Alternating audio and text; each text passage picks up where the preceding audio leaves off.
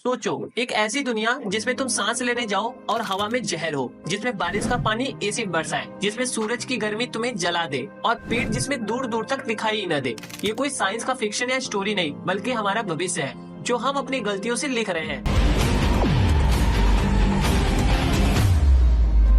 क्या आपको भी लगता है कि हमारी पृथ्वी अब पहले जैसी नहीं रही? क्योंकि इंटरनेट पे आजकल बहुत ही ज्यादा वायरल वीडियो आपको देखने को मिल जाएंगे जिसमें कुछ डीप सी क्रिएचर्स कोस्ट पे आते दिख रहे हैं। इसे देख के कुछ लोग बोल रहे हैं कि धरती का अंत होना निकट है, तो कुछ कह रहे हैं कि इस सब इवेंट से नेचर हमें कुछ संकेत देना चाहती है। मगर इन सबको मैं बस यही बताना चाहूंगा कि इन सब के पीछे कहीं न कहीं हमारा ही बहुत ही बड़ा हाथ है। तो आज हम इस वीडियो में यही जानने वाले हैं कि हम अपने पृथ्वी को कैसे नष्ट कर रहे हैं। हमारी पृथ्वी सोलर प्लैनेट में अभी फिलहाल इकलौता ऐसा ग्रह है जिसमें जीवन पॉसिबल है, लेकिन क्या हम सब हमारी पृथ्वी का जरा सा भी केयर करते हैं? आंसर है नहीं, क्योंकि जिस हिसाब से अभी हमारी पृथ्वी के हालात है उसे देख के तो ऐसा बिल्कुल नहीं लगता। और ऐसा ही चलता रहा तो आने वाले समय में वो दिन दूर नहीं जब हम सबको भारी नेचुरल डिजास्टर का सामना भी करना पड़ सकता है।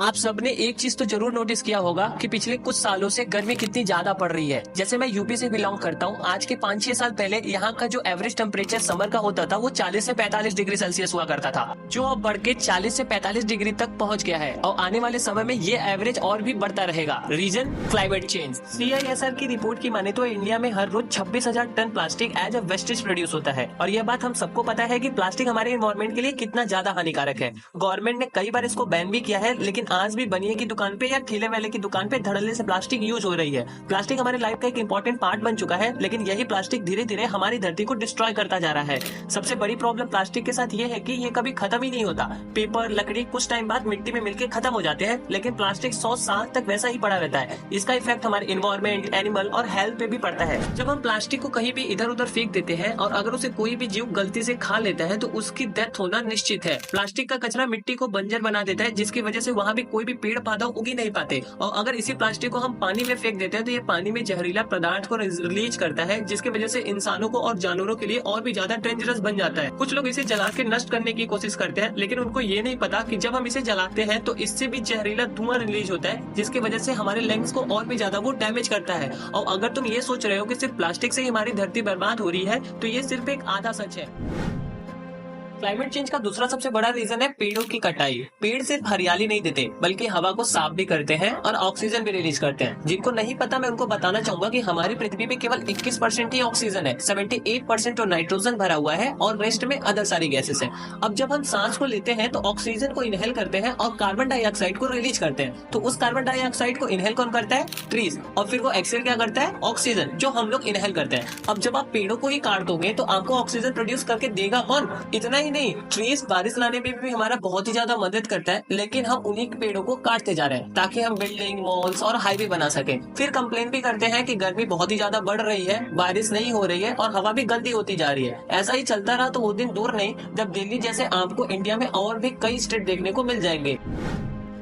पहले के जमाने के लोग नदी के पानी को सीधा पिया करते थे, बिना किसी फिल्टर या आरओ के। गंगा, यमुना, गोदावरी जैसे नदियों का पानी इतना ज्यादा साफ होता था कि लोग उसी से अपना जीवन यापन करते थे। लेकिन आज यही नदियां गंदगी और जहर का घर बन चुकी है। जो पानी कभी पीने के लायक होता था, आज उसमें केमिकल, प्लास्टिक और गंदा पानी मिला के उसकी दुर्दशा कर दी गई है। सबसे बड़ा दोषी इसका कौन है? हम खुद। फैक्ट्रीज अपना टॉक्सिक वेस्ट बिना सोचे समझे नदियों में डाल देती है। पेस्टिसाइड और फर्टिलाइजर खेतों में बहकर ग्राउंड वाटर और नदियों को और भी ज्यादा पॉल्यूट करते जा रहे हैं। प्लास्टिक और सीवेज नदियों में ही ऐसे सम्मिलित हो गए हैं जैसे नदियां उनका एक हिस्सा बन चुका हो। पानी के बिना इंसान 3 दिन भी जी नहीं सकता, लेकिन जिस पानी पे हमारा जीवन टिका हुआ है, आज हम वही पानी को जहर बनाते जा रहे हैं। आज लोग मिनरल वाटर बॉटल और आरओ फिल्टर के बिना जीने की सोच भी नहीं सकते, क्योंकि नेचुरल वाटर सोर्स का हाल इतना ज्यादा बुरा हो चुका है कि अगर उसको हम लोग डायरेक्ट पानी पिए तो न जाने हमें कितने तरीके की बीमारियों से झेलना पड़ सकता है। सोचो, जब हवा जहरीली, पानी गंदा और मिट्टी बंजर हो जाएगी तो इंसान जिएगा कैसे? अगर आपको भी लगता है कि ये सिर्फ न्यूज की हेडलाइन है और इसका आपके लाइफ पे कोई भी असर नहीं पड़ने वाला, तो आप बिल्कुल गलत हो।